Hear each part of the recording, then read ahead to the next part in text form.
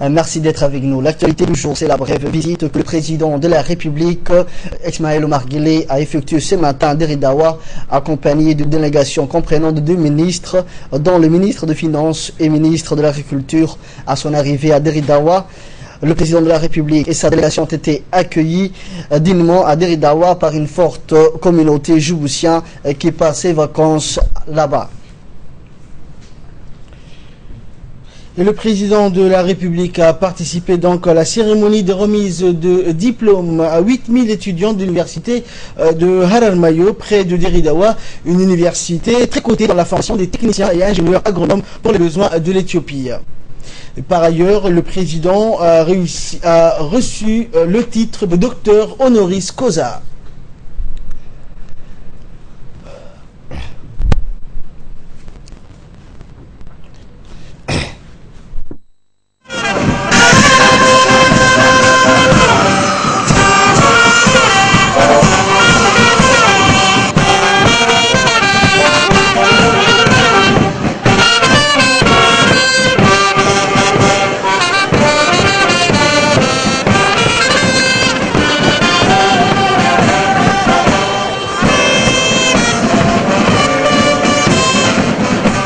À Deridawa, le président a été chaleureusement accueilli par la population djiboutienne, de nombreux Éthiopiens ainsi que les officiels djiboutiens, dont l'ambassadeur de Djibouti en Éthiopie, Mohamed Idriss Farah, et le consul de Djibouti à Deridawa, Moustapha Ibrahim. À cette occasion, des chants et danses folkloriques ainsi que les fanfares du collège de Deridawa ont accueilli en musique le président de la République et sa délégation. Et à l'instant, en direct sur la télé djiboutienne, Ayale Suleiman, le champion djiboutien, est en train de courir les 1500 mètres au jeu. Et il vient d'obtenir la seconde place lors de ces 1500 mètres. Nous reviendrons plus en détail sur cette information dans nos prochaines éditions.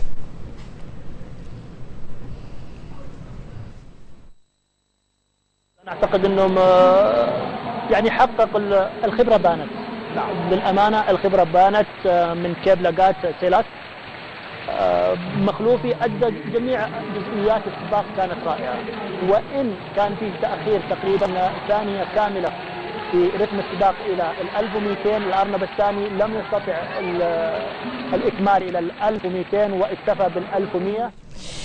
Toujours en actualité nationale, après l'accueil populaire dans la ville de Deridawa, le président de la République s'est dirigé vers l'université Haramayo, où les responsables de l'université et les autorités éthiopiennes, dont le premier ministre Haile Mariam Desalegn, l'ont chaleureusement accueilli. Le président a participé à la cérémonie de remise de diplôme aux 8000 étudiants suite à l'invitation des dirigeants et des étudiants de l'université de Haramayo pour sa contribution aux efforts pour développer l'agriculture. Cette université d'agronomie est située à 40 km de la ville de Deridawa. Les autorités éthiopiennes ont tenu à faire de notre président le principal invité d'honneur pour cette cérémonie de remise de diplôme. Ainsi, le président de la République devient le plus illustre invité qui prend part à cet événement très important pour l'Éthiopie. Un pays qui a modernisé son secteur agricole et qui a besoin de plus en plus de nouveaux ingénieurs et techniciens. Le président de la République a été accueilli à son arrivée à l'université Haramayo par le premier ministre éthiopien Haile Mariam Desalegn aux côtés des dirigeants de l'université. Par ailleurs, le président de la République a été nommé docteur honoris causa de l'université de Haramayo pour ses contributions à la promotion de l'agriculture, à l'intégration et l'amélioration des relations entre Djibouti et l'Éthiopie, ainsi que sa contribution à la consolidation de la paix et de la stabilité en Afrique. Le président de la République a participé aux côtés du premier ministre éthiopien Haile Mariam Desalegn et les responsables de l'université Haramayo à la remise de diplômes au milieu d'étudiants qui ont obtenu leur diplôme cette année. Notons aussi que Lougas de Zissa et les membres du gouvernement djiboutien ont aussi participé à la cérémonie de remise de diplômes. L'université de Haramayo est réputée dans la formation des cadres éthiopiens dans le développement de l'agriculture.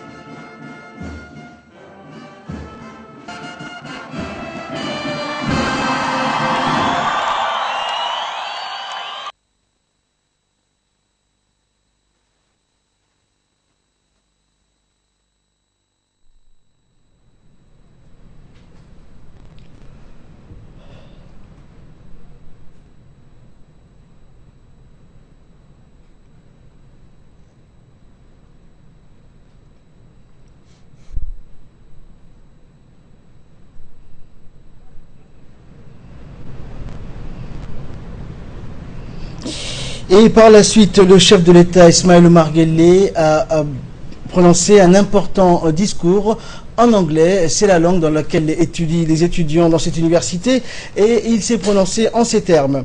C'est un très grand plaisir et un privilège pour moi d'être parmi vous pour participer à cette prestigieuse cérémonie, et je suis heureux d'être distingué, élevé au niveau de docteur honoris causa de l'université de Haramayo. C'est avec un profond respect, a poursuivi le président Guelleh, et avec humilité que j'accepte cette distinction de votre collège en qualité de docteur honoris causa. Je remercie les autorités et les responsables de ce célèbre collège de Haramayo de m'avoir honoré. L'université de Haramayo s'est distinguée, a indiqué le chef de l'État, et a gagné en renommée en matière d'enseignement et de formation en ce qui concerne les études agronomiques et tout ce qui a attrait au travail de la terre. Je suis fier et heureux, encore une fois, d'être honoré par une des plus anciennes et respectées universités de la région. C'est une source de fierté pour moi. Promouvoir l'agronomie et l'agriculture en général, c'est une forme de sauvegarde de la sécurité alimentaire, sachant qu'il ne faut pas perdre de vue la sécheresse qui a sévi il y a 4 ans de cela. C'est un devoir collectif, a poursuivi le chef de l'État, et un challenge d'améliorer notre quotidien en luttant contre toute forme de désastre. Et l'université de Haramayo s'efforce de moderniser ses infrastructures et ses moyens technologiques en vue d'aller de l'avant et de promouvoir le savoir et les avancées dans les domaines agricoles. Fin de citation.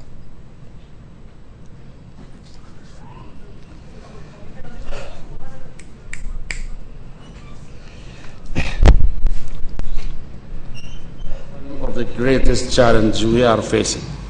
We must find solutions to issues such as technology and input availability, inadequate storing methods, livestock diseases, and soil infertility, among many others that make agriculture in our region challenging. As such, Haramaya University, since its creation as the Imperial Ethiopian College of Agriculture, has been at the forefront of innovation and research in agriculture engineering as well as plant and animal sciences. Le chef de l'État Ismaël Omar Guelleh a regagné aujourd'hui en début d'après-midi la capitale après sa participation à la cérémonie de remise des diplômes de l'université d'agronomie de Haramayo qui fait beau neuf. Durant son déplacement, le président Guelleh était accompagné du ministre de l'économie et des finances Ilyas Moussa Dawale et du ministre de l'agriculture Mohamed Ahmed Awale. À son arrivée, il a été reçu à l'aéroport de Djibouti par le Premier ministre, le président de l'Assemblée nationale, par les membres du gouvernement et le haut responsable civil et militaire du pays.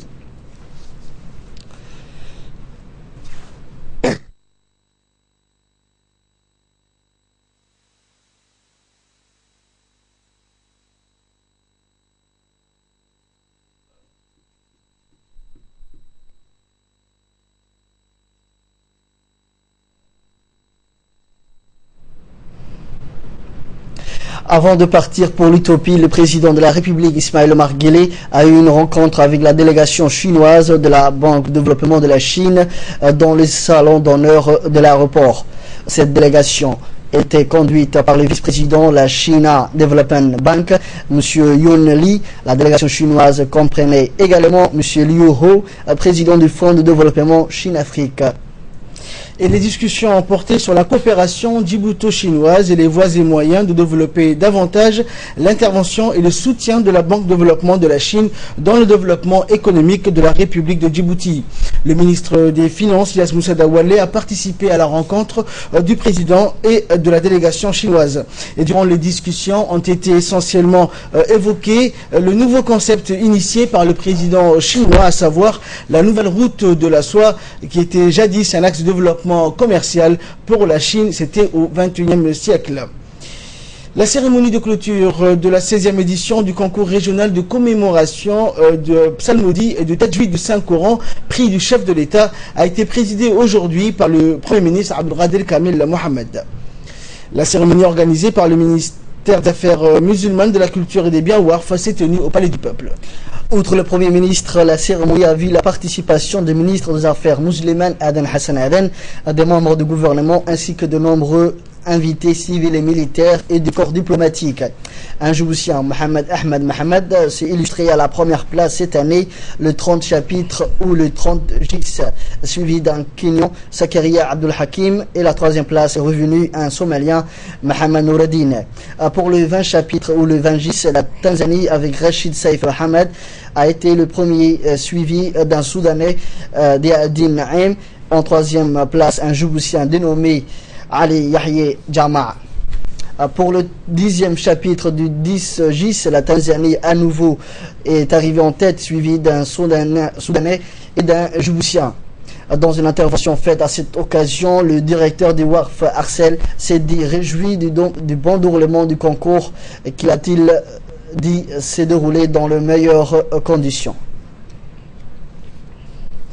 Et par la suite, le ministre des Affaires musulmanes, de la Culture et des Biens Warf, Adel Hassan Aden, a fait une importante allocution dans laquelle il a félicité notamment les lauréats du concours de récitation du Saint-Coran, et un Djiboutien s'est illustré en son classant premier des 30 chapitres. Le ministre a ainsi passé en revue l'évolution de ce concours qui est à sa 16e édition. La nouveauté cette année, c'est que les femmes ont pris part à ce concours. On l'écoute.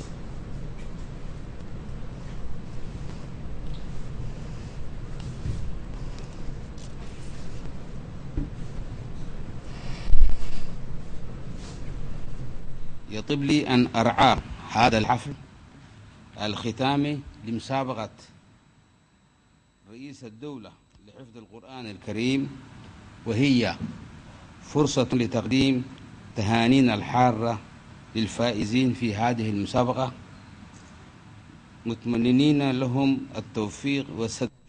أود في البداية أن أقول لكم رمضان مبارك وكل عام وأنتم بخير، وتقبل الله منا ومنكم صالح الأعمال في هذا الشهر الفضيل.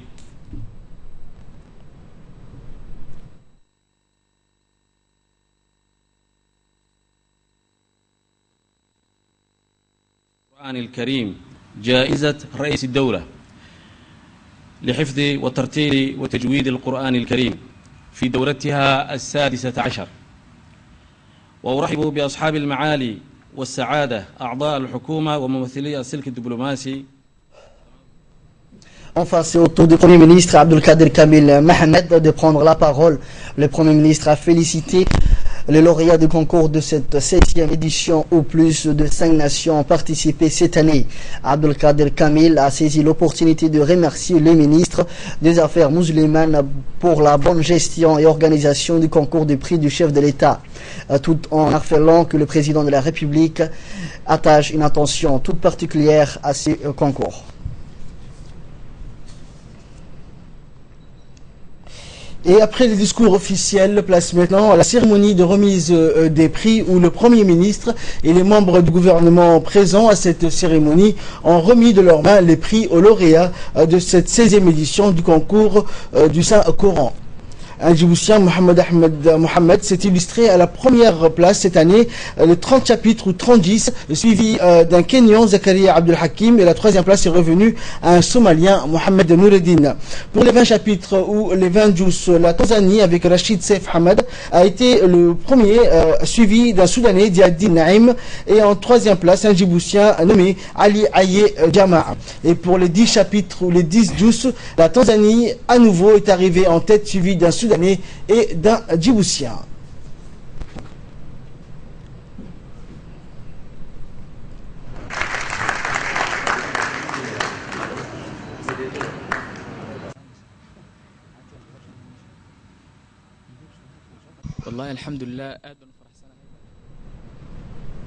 Autre nouvelle du pays, le ministre de la Santé, Dr Kassim Issa Ousmane, a réceptionné aujourd'hui un don des matériels composés notamment de 6 ambulances très équipées, ainsi que d'un lot de 6 tonnes de médicaments par le biais de l'ambassade de la Turquie, notamment de l'ambassadeur Hassan Yefouz.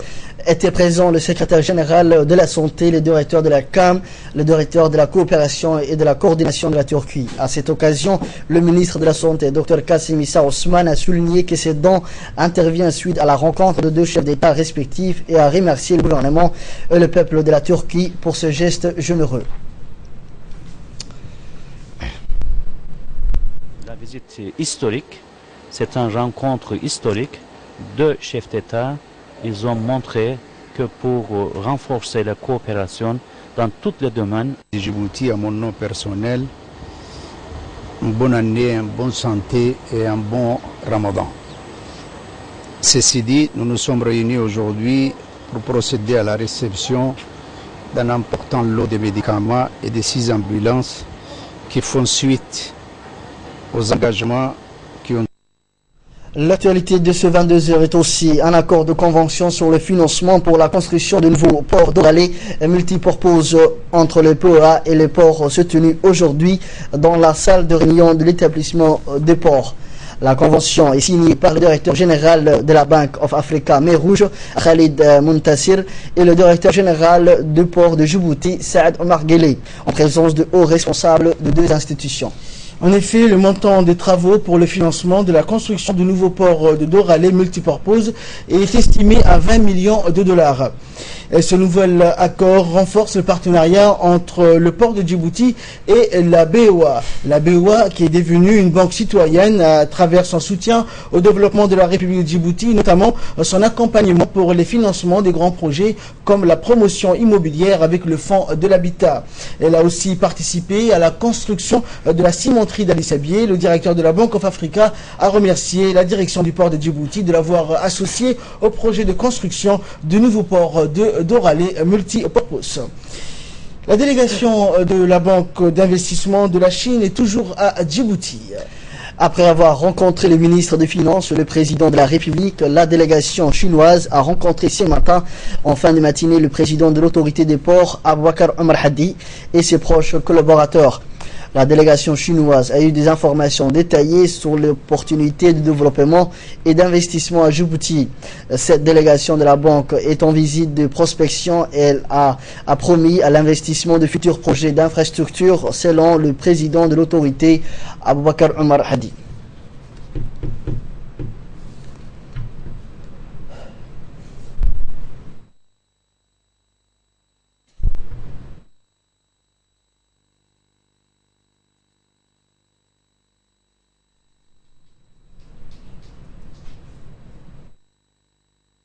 Projet à Djibouti et nous discutions sur le futur développement des infrastructures et nous nous sommes mis d'accord qu'ils vont soutenir ces projets pour financer ces projets de développement. Exactement, c'est une nouvelle étape et puis c'est une relation entre des institutions. Autre nouvelle du pays, le projet de jumelage entre la ville de Djibouti et la ville de Saint-Paul, capitale de Minnesota, aux États-Unis, sera signé le 15 juillet prochain lors d'une cérémonie regroupant le responsable administratif de 2 capitales. L'initiative de jumelage entre les 2 villes a été proposée par les Djiboutiens vivant à Saint-Paul et l'accord a été annoncé lors d'une cérémonie qui s'est déroulée le 15 juin dernier en présence du maire de la ville de Saint-Paul et membres de la diaspora djiboutienne et son président. La ville de Saint-Paul, le capitale de l'État de Minnesota, est située au nord des États-Unis, près de la frontière canadienne. Elle est peuplée de presque 300 000 habitants et forme avec la ville de Minnesota un centre urbain de plus de 3 millions d'habitants. La signature de l'accord de jumelage permettra de renforcer la coopération entre les deux villes, plus généralement entre la République de Djibouti et les États-Unis d'Amérique qui sont déjà liés par une coopération multiforme à tous les niveaux. Et les membres de la diaspora djiboutienne se sont réjouis de l'accord de jumelage entre la capitale de leur pays natal, Djibouti, et Saint-Paul, qui est le lieu de leur résidence et de travail actuellement. Ils n'ont pas manqué d'adresser leurs vœux de bonheur à tous les Djiboutiens, surtout au président de la République ainsi qu'à la première dame. mayorkii magaalada oo ansixiyay iyo waxaan qoraa prime ministerkii hore ee Soomaaliya Cabdiweli Sheekh Axmed oo isaguna Djibouti wax badan ka shaqeyn jiray oo lagu support gareeyay aad iyo aad ayaan lagu waxaan qoraa arintaasi ugu faraxsanahay waa maalintii la mataanayay wadanka Minneapolis St Paul iyo Djibouti waa wadan tiermooda iyo wadan premiermooda yaa la mataanay وكا غوشاس واغول العادي هي waxa noo soo hooyatay maanta sidaas yaan aad ugu faraxsan dareenkayagu maanta ciid oo kale noo tahay sida ay nabadgeliyo shacbigii Djibouti baan salaamaya madaxweynahayagii baan salaamaya marwadiisa salaamaya ciidanka Djibouti salaamaya hooyooyinkan salaamaya kulankaasina wuxuu ahaa inuu qabanay inaan mataanayno magaalada Djibouti iyo magaalada St Paul kulan fiican buu noo noqday kulan khayr qabu noo noqday kulan aad iyo aad runtii guul aan ka gaadhnay buu noo noqday kolka waxaan leenahay reer Djibouti oo dhanna farxadana la wadaaga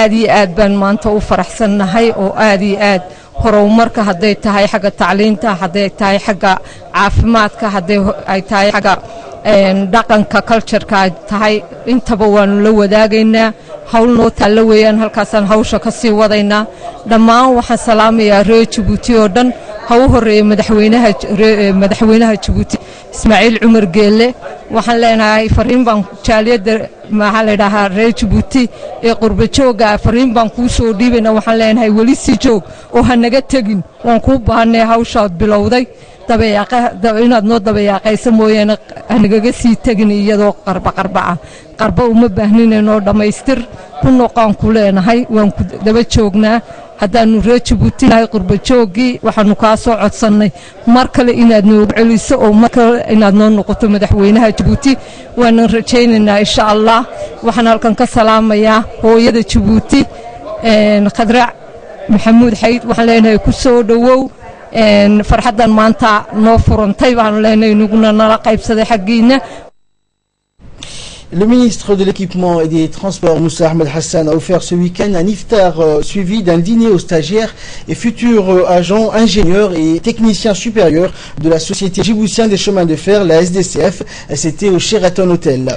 Ce futur cadre de la SDF, en nombre de 95 agents, doivent quitter Djibouti ce soir pour se rendre au Chine, à Djou Railway Technical and Vocational College, en vue de suivre un stage de formation accélérée de 6 mois. Et c'est dans le but d'acquérir les compétences nécessaires en matière d'exploitation et de fonctionnement de la ligne de chemin de fer Djibouti-Addis Abeba. Était présent à ce dîner, outre le ministre des Transports, le secrétaire général du ministère de l'Équipement et des Transports, Cyril Nour Hassan, le directeur général de la Société djiboutienne de chemin de fer, Mohamed Roblé Dabbar, et de hauts responsables de l'Université de Djibouti, ainsi que de cadres du ministère du Transport et de la Société djiboutienne de chemin de fer. Rappelons que ce jeune stagiaire futur ingénieur de la SDCF ont été recrutés suite à un concours national organisé par le ministère de l'Équipement et des Transports en collaboration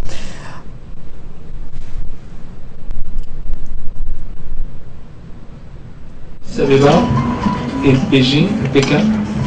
À votre arrivée donc à Pékin, la direction de Tianjin College vous attend à la sortie. Et à l'occasion de cette soirée de futur collectif, le ministre de l'Équipement et des Transports a rappelé l'importance de cette formation et les défis à relever en rapport à ces nouvelles infrastructures ferroviaires. Je vous propose de l'écouter. Chers stagiaires, le moment est donc venu pour vous pour démarrer votre carrière dans le domaine ferroviaire qui est composé de nombreux métiers allant du génie civil à l'électricité en passant par l'électromécanique, la télécommunication et la signalisation. C'est un domaine du secteur des transports qui est appelé à prendre une grande place dans notre système de transport multimodal. Si le défi à relever est grand, pour acquérir toutes les compétences nécessaires pour l'exploitation des lignes de chemin de fer, je suis persuadé que vous saurez être à la hauteur de cet enjeu, très important à la fois pour vous, mais aussi pour notre pays, pour lequel la réussite du développement du transport ferroviaire est une priorité. Dans le cadre du développement du transport ferroviaire, la formation des futurs agents de la STCF tient une place centrale. C'est pourquoi le gouvernement a décidé, sur instruction du président de la République, d'investir dans la formation et envoyer une centaine de stagiaires dans un institut supérieur et spécialisé dans le domaine ferroviaire, plus particulièrement à Tianjin, en Chine, pour suivre une formation de 6 mois. Chers stagiaires, votre formation est financée entièrement sur le budget national. C'est la preuve de l'engagement du gouvernement d'investir dans le domaine de la formation et renforcer l'employabilité des jeunes diplômés issus de l'université. Cette formation à l'étranger, et plus particulièrement en Chine, dans un cadre socio-culturel différent, est aussi une marque de confiance placée en vous par le gouvernement, mais aussi par toute la population de Djibouti. Toujours dans l'actualité nationale, la Chambre de commerce de Djibouti a organisé jeudi dernier un photo collectif qui a réuni opérateurs privés, ulémas et cadres de la fondation Diwan al-Zakat. L'objectif de ces photos étant de sensibiliser les adhérents de la Chambre de commerce sur le collecte des zakats de l'année. La soirée a regroupé de nombreux hommes d'affaires djiboutiens et responsables de la fondation de Diwan al-Zakat, notamment le directeur général et le président du conseil d'administration de la fondation. La zakat, un des 5 piliers de l'islam, est aussi une obligation religieuse que toute personne ayant les moyens doit s'acquitter. Et c'est une sorte de solidarité et un soutien aux franges vulnérables de la société musulmane. Et la fondation de Diwan al-Zakat poursuit depuis ces 15 dernières années avec une patience inépuisable de nombreuses activités pour que l'aspect de la société djiboutienne prenne conscience de l'importance des allocations et des ressources issues des zakats. Le président de la Chambre de commerce, Youssouf Moussa Dawale, à l'heure d'un discours inaugural à cette cérémonie, remercier les participants pour avoir répondu à l'invitation et d'inciter ces pairs de verser leur quota part des zakats de cette année au Diwan al-Zakat.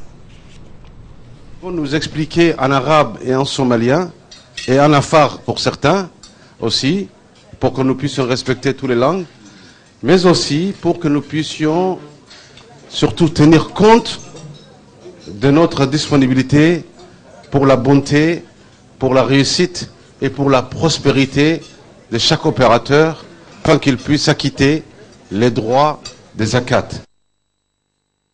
Et dans le cadre des activités de solidarité pendant le mois béni du Ramadan, le comité africain de secours de l'État du Koweït, représentant d'Al-Rahma International, a offert 3 repas quotidiens du Ramadan, à savoir le foutour, le dîner et le suhour aux réfugiés yéménites installés à Obok. Pour les réfugiés yéménites vivant dans le camp Al-Markassi, dans la région d'Obok, en collaboration avec les organisations charitables koweïtiennes, à savoir l'association Al-Bounia et l'équipe bénévole d'Al-Rahma et l'équipe bénévole Al-Balsam. Dans cette optique, le comité de secours africain de l'État de Koweït offre depuis le début du mois béni Ramadan se repasse sous la supervision du directeur régional du comité des secours, M. Abdelghani Al-Qureshi, pour 700 personnes. Ce nombre va augmenter dans les prochains jours pour atteindre à 1000 personnes. Les réfugiés yéménites ont remercié chaleureusement le comité africain des secours de l'État de Koweït pour ce noble geste. Rappelons que le comité des secours Al-Rahma a abrité les réfugiés lors de leur arrivée au Yémen dans son centre à Obok, avant même l'inauguration de camps de réfugiés en collaboration avec les autorités de la région. Fait divers pour clore cette édition, un camion citerne éthiopien de marque Tracker de la société Total circulait dans la nuit de 2 juillet vers 1h du matin sur la route nationale 1 en direction de l'Éthiopie avec sa cargaison de kérosène. Une fois arrivé à Garabis, le conducteur a perdu le contrôle de son camion dans le virage en S à l'entrée du village, puis a quitté la chaussée sur le bas-côté droit. Et au cours de la manœuvre, la citerne s'est renversée et tout son contenu, soit 40 000 litres de Jet 1 s'est déversé sur le bas-côté. L'accident a causé la dégradation de la chaussée et a également engendré une pollution du secteur. Le 3 juillet, c'est-à-dire hier, la grue de l'escadron de sécurité routière a dégagé la chaussée et pendant que les gendarmes assuraient la régulation. Une enquête a été ouverte par la brigade de Yoboki pour pollution de l'environnement. Et c'est sur ces images que prend fin cette édition. Merci à vous de l'avoir suivi et très bon suite de programme sur Télé Djibouti.